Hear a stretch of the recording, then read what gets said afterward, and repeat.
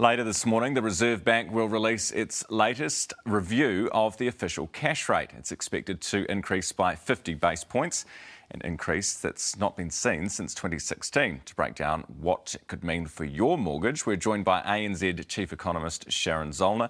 Sharon, good morning. Morena. Thanks for being with us. What do you think is going to happen today? It's pretty much universally expected that the Reserve Bank is going to raise interest rates by 0.5%. So they did that last opportunity as well, but it is actually very, very unusual because this is raising rates at double speed.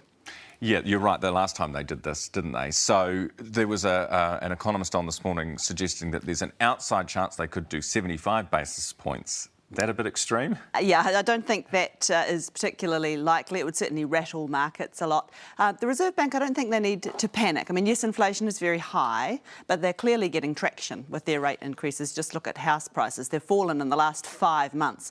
And the risk of a hard landing for the economy is real. So they have some ground to make up. Because they were probably a little bit late starting raising the interest rate. But I think they'll feel comfortable that 50 is enough. Have banks already priced, because a lot of people are expecting it, have banks already priced this increase in, or will we see mortgage interest rates from our main banks change after this announcement? Yeah, so financial markets are already expecting a 50-point move today, so you wouldn't expect a big reaction in the wholesale markets. But of course, things like the floating mortgage rate do tend to move one for one with the official cash rate. But insofar as expectations are already built in the other interest rates, the fixed ones should move by less. Right, OK. So, for example, I looked this morning, ANZ standard two-year rate, 5.85%. You wouldn't really expect to see much of a change in that. Sorry, I can't comment on that. Right, yeah, OK, fair enough.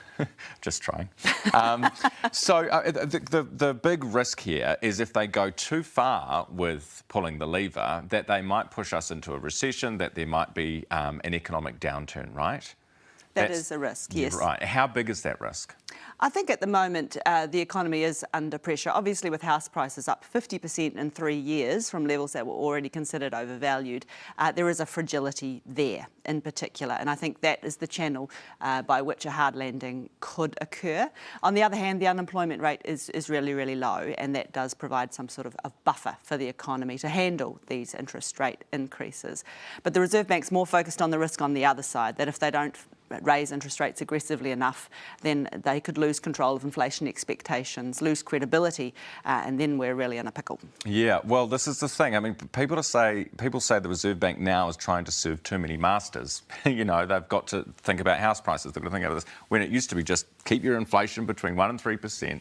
Do you think they're trying to serve too many masters? There's a clear hierarchy of goals, and keeping inflation stable in the medium term is absolutely number one. That's the reason monetary policy is independent, and the Reserve Bank has made it very clear that that is absolutely their focus at the moment. So what would your message be to homeowners this morning, to people who've got a mortgage, who are looking at this increase, thinking, oh my goodness, I'm going to be even more broke because I wasn't expecting to have this inflation thing happening, and now you're telling me interest rates are going up?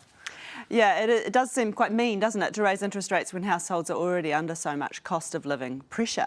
But the Reserve Bank's playing the long game. If we were to return to 1970s inflation, then, you know, allowing that to happen wouldn't be doing households any favours at all. But of course, we are optimistic that real wages will turn positive again in the second half of this year, that basically wage growth will start outpacing inflation. So some of the squeeze will come off on that side, but the screws are still going on the interest rate front. Yeah, bit of medicine for us to swallow before we get there. Sharon, thanks very much for your time this morning. Really appreciate it. 25 minutes after 7. That's ANZ Chief Economist Sharon Zollner this morning.